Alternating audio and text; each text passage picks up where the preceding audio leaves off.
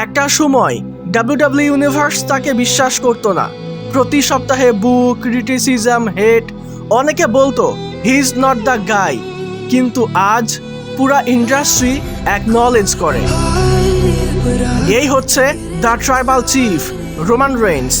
তার যাত্রা শুরু হয়েছিল দ্য শিল্ডের একজন সদস্য হিসেবে। সেথ রলিন্স, ডিন অ্যামব্রোস তাদের সাথে মিলে সে ডাব্লিউডাব্লিউতে ডমিনেন্স তৈরি করেছিল। কিন্তু শিল্ড ভেঙে যাওয়ার পর শুরু হয় তার আসল যুদ্ধ। ফ্যান্স তাকে অ্যাকসেপ্ট করতে চায়নি, বারবার পুশ দেওয়া হলেও রেসপেক্ট আসেনি। এভরি সিঙ্গেল উইক বুজ, ক্রিটিসিজম, রিজেকশন।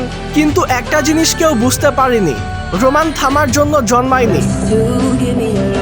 তারপর এলো সেই মুহূর্ত 2020 প্যান্ডামিক এরা, আর তখনই সবকিছু বদলে যায়।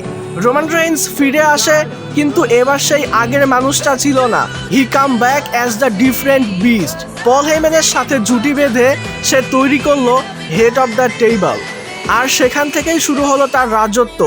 Universal championship, WrestleMania main events, ইতিহাসের পর ইতিহাস।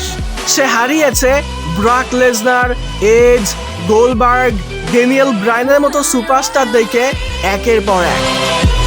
কিন্তু রোমান রেইন্স শুধু ম্যাচ জেতেনি, সে ডাব্লিউডাব্লিউকে নিজের চারপাশে ঘুরতে বাধ্য করেছিল।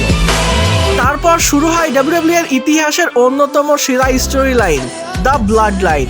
Jimmy Uso, Jey Uso, Solo Sikoa, family, power, loyalty, betrayal সবকিছু মিলে তৈরি হয়েছিল একটা এম্পায়ার। আজ রোমান রেইন্স শুধু একজন সুপারস্টার না, he is the face of WWE, he is the standard, he is the main event. কিন্তু তারপর আসে সেই রাত, রেসলম্যানিয়া 40, সেই মুহূর্ত যেখানে পুরো এরিনা নিস্তব্ধ হয়ে গিয়েছিল। রোমান রেইন্স হারার পরে মনে হয়েছিল সব শেষ।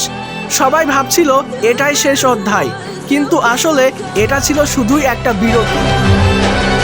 এরপর সময় বদলায় আর ট্রাইবাল চিফও বদলায়। তারপর আসে সেই রাত, রেসলম্যানিয়া 42, যেখানে পুরো পৃথিবী আবারও অ্যাকনলেজ করতে বাধ্য হয় তাকে। The tribal chief is back on the top. Champion হয়ে ফিরে এসে সে আবার শুরু করে নিজের রাজত্ব। কিন্তু এবার গল্পটা আলাদা, কারণ ব্লাড লাইন শেষ হয়নি, ইটস ইভলভিং। সবাই একটা ভুল করেছিল, তারা ভেবেছিল গল্পটা বোধহয় শেষ, কিন্তু তারা জানতো না এই গল্প কখনো শেষ হয় না। ব্লাড লাইন ফিরে আসে আরো শক্তি নিয়ে, আরো ভয়ঙ্কর হয়ে, আরো ডেঞ্জারাস হয়ে। এইবার লড়াইটা শুধু চ্যাম্পিয়নশিপের জন্য না, এইবার পুরো খেলাটাই বদলে যাবে।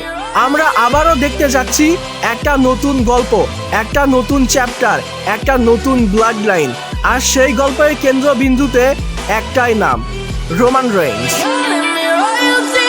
সো গেট রেডি আরো একবার তার রাজত্ব দেখার জন্য, because this is not the end, this is just the beginning.